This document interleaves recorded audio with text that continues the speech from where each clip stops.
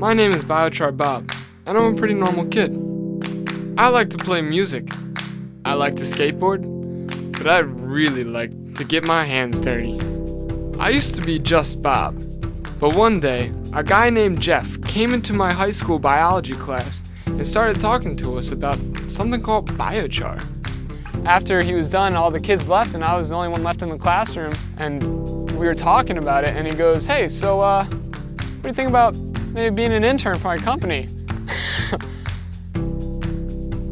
You want me to help you in this awesome vision that'll help save the world? Well, yes. Yeah, where do I sign up? To see a kid that precocious and interesting, really understand biochar and the power of it, I thought it'd be best to support him in every way he wanted to know anything. I really kind of dove headfirst into the whole entire biochar universe, and it's been a very rewarding dive. And then one day, in the middle of all of this, Bob asked, how do we share this with people? There was a bunch of kind of dense web pages with tons of information and some YouTube videos of people like me making biochar in soup cans, and heck, there was even a TED Talk. But there really wasn't anything that profiled the people making and using biochar. Jeff asked me if I wanted to go check out some biochar people in Hawaii and take along some cameras. That sounded pretty sweet to me.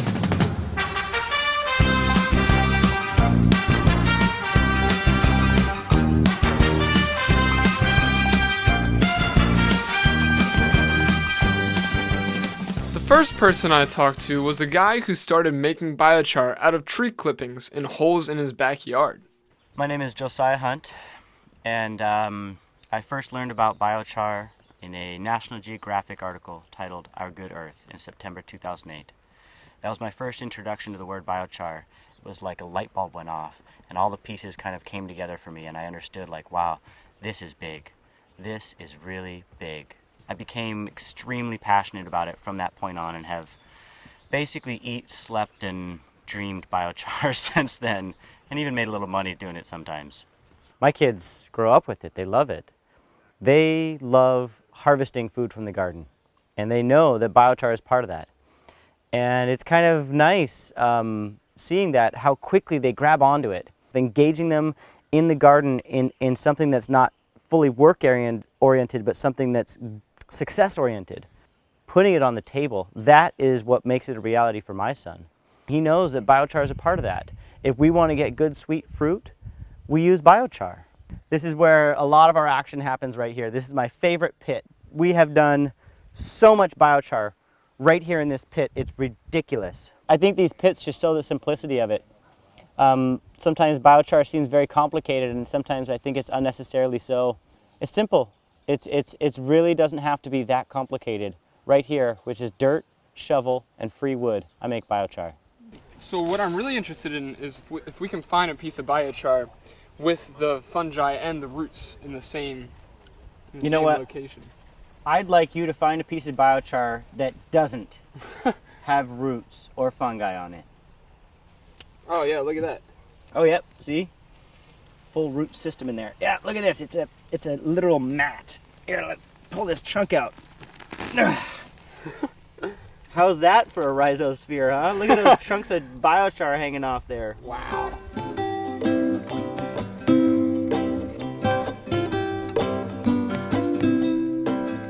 One day, Josiah did a burn demo where he showed some locals how he makes biochar. I like to think of it like this. Wood burns twice. The first time it burns from wood to char, and then the second time it burns from char to ash. The second phase can only happen with oxygen. Charcoal will only turn to ash with oxygen. So if you control the air, you control the fire. You see how it's clean? I mean, if you look up above the fire, other than that kind of, oil and water look, there's not really any smoke. It's clean and clear. I was delivering some biochar to a client in Opihikau, and after we were done implementing it in his garden and everything, he said, "I got something to show you." And we went to his neighbor's property, and he showed me this old kiln. that was 50, 100 years old.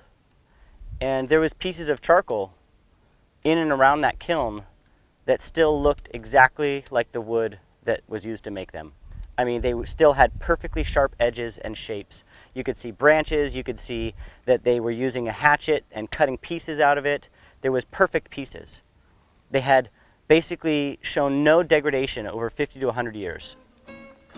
Josiah covered the pile with dirt to quench the burn and let the biochar cook in an oxygen-free environment. He said it would be ready in a couple days. The burn demo was done on John Cavalli's farm on the eastern slope of the Big Island. John comes from a long line of farmers.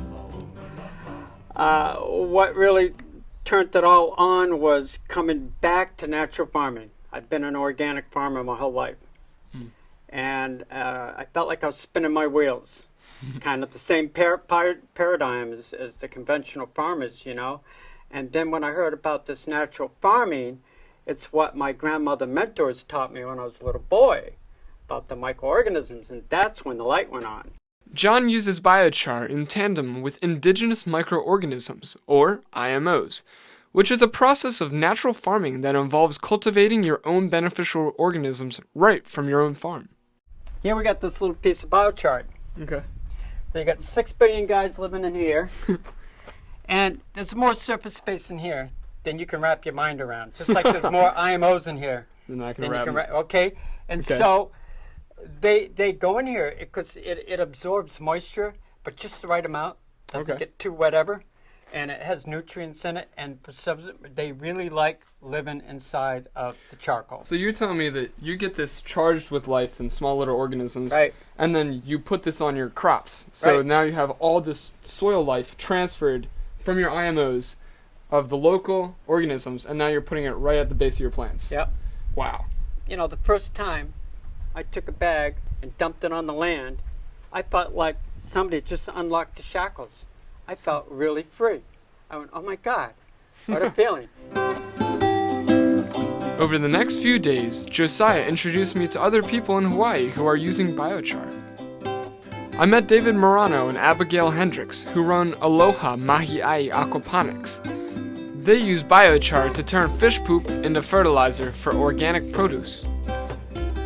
And I made biochar in an old paint can with Bill's step-chew. He promised me it was safe to eat. Oh, it's so dry.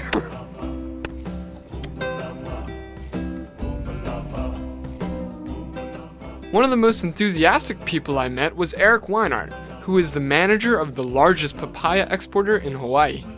Since Josiah introduced me to biochar and I've seen the dramatic difference, I now put it on every garden. So I'm in the process of taking every garden that I had prior and putting biochar on it. So that's the next step.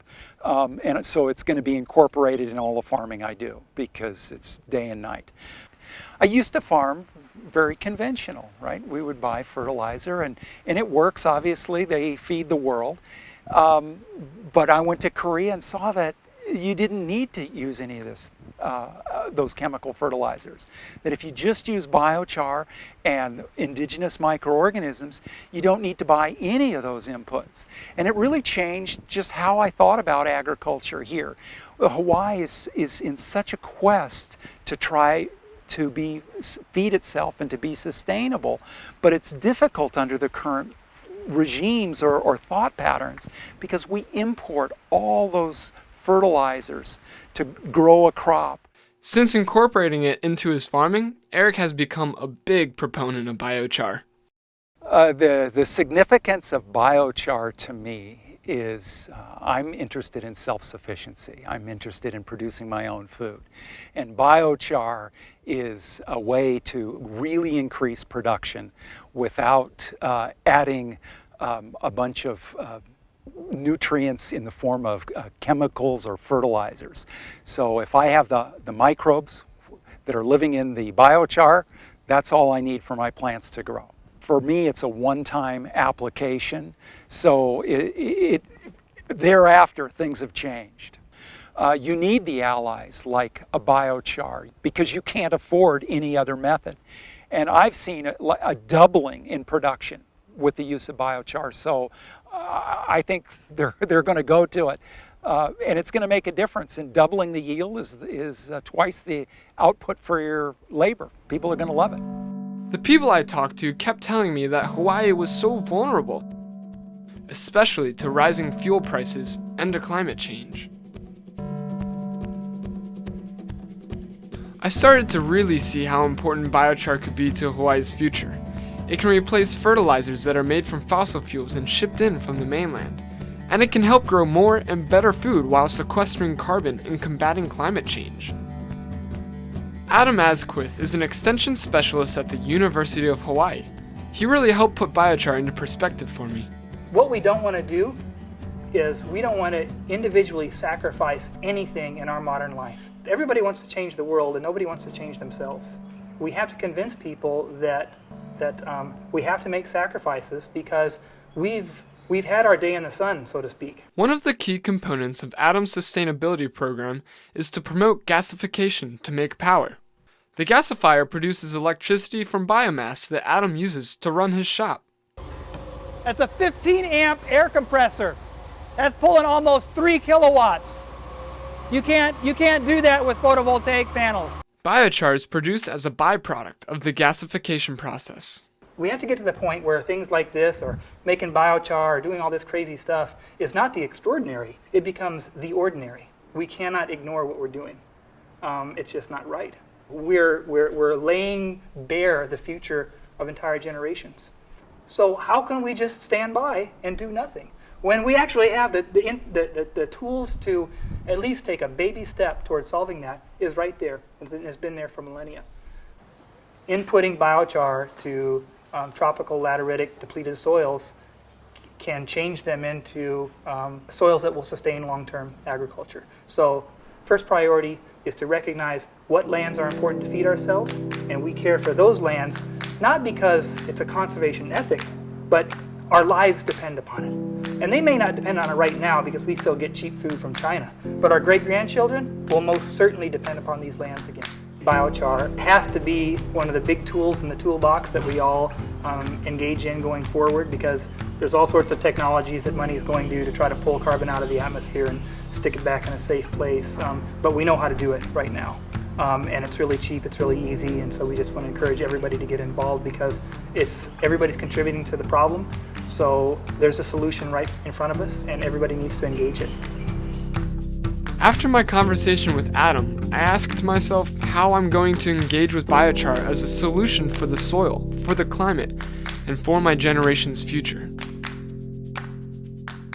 I left Hawaii thinking about how vulnerable this little speck of land is in the middle of the huge ocean, and wondering how much more resilient my home in Pennsylvania really is to the climate and its effects on the food that I eat. The people I met in Hawaii inspired me, and they helped me to see just how big biochar could possibly be. I know there are other people like us who are experimenting with biochar and believe in its potential like I do. I want to go searching for them and bring along more cameras, so you can come along with me. I kind of feel like Lewis and Clark, you know, just trying to trailblaze, and that's what it's going to take to save this planet.